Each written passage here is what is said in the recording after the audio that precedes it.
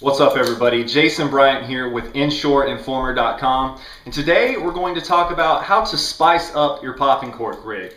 Here's your basic popping cork rig. It's a highly used tactic for inshore fishing. Most people are probably familiar with it, but one thing is that when people think popping corks, a lot of people think live bait, fishing it with live shrimp or croaker or whatever it might be. But if you haven't fished a popping cork with an artificial bait, a soft plastic, you're really missing out because it can add a lot to your presentation. One time when a popping cork really excels is when you need to keep your bait in a specific zone or a specific area, or say the strike zone for instance. There's days, we've all experienced it, where you could be throwing a soft plastic and maybe you're only getting bit 1 out of every 10 casts. You know the fish are there, you know they're feeding, but they're positioned in just a certain way that makes it difficult to get bit throwing a moving bait. That's where the popping cork really comes in and works very well. You can throw this out there, throw your popping cork, your soft plastic sits underneath it, and you can pop this cork 5 or 6 times and your bait's only going to move a distance of 3 to 5 feet depending how hard you pop. So you're still getting a nice visual presentation under the cork, but it's not moving very far. So that gives fish a longer period of time to zone in on that bait and decide if they're going to eat it. Now, there are some things you can do to make this rig a little better. Some things that I do personally that I believe help me get more bites, especially during tournaments.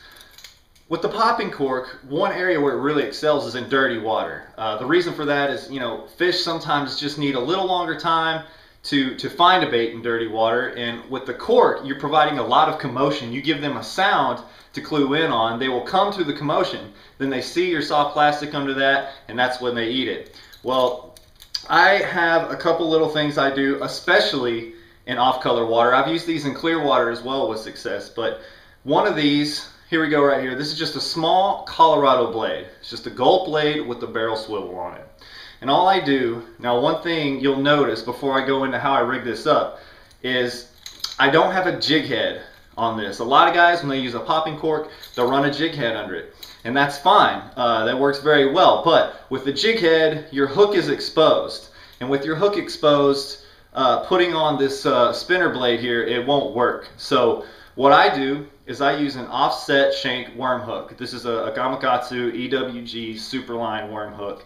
And this bait here, this is one of my favorite baits to throw under a popping cork. This is TTF's Big Minnow. But as you can see, I have it all rigged up, but this is what I do.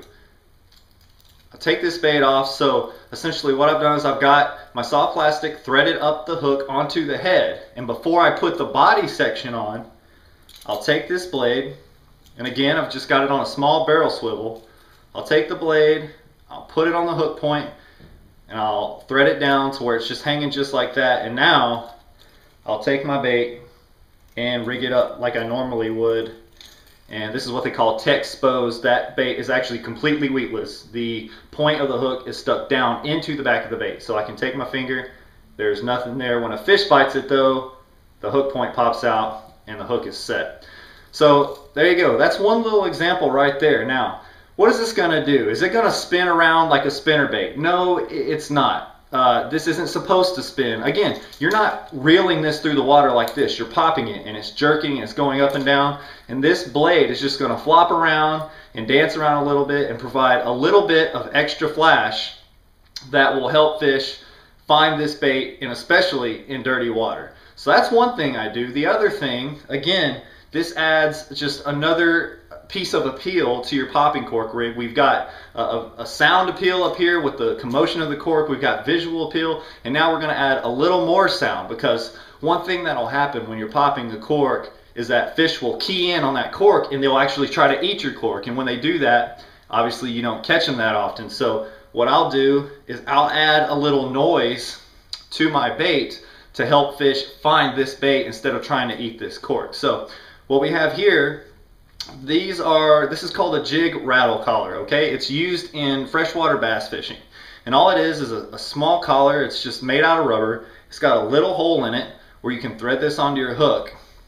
And these two collars, and you put in, don't know if you can hear that or not, but it's got rattles in both sides. These two black cylinders you see right here are rattles.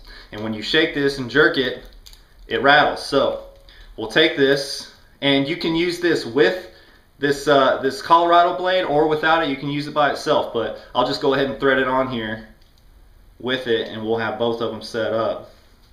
But we put it on the hook just like we do the blade, run it down, and again just exactly the same thing we did with our blade. Then we're going to go back and expose our soft plastic, and now we've got the blade as well as the jig rattle chamber, and we've just spiced up our popping cork rig quite a bit. We started out with just a cork and a plastic, but now we've got added visual appeal with the shiny gold blade. We've got the sound of the rattles, and what we're doing here is we're forcing fish to key in on this bait. And again, this works really well in off-colored water where fish are having a little bit harder time finding baits. But you can use any color blade you want. You can use any kind of rattles you want. They make all different colors and shapes and sizes, but these are just two very simple methods to make your popping cork rig better. Now, what you see here is this is an Evolution cork. It's made by Mid-Coast Corks.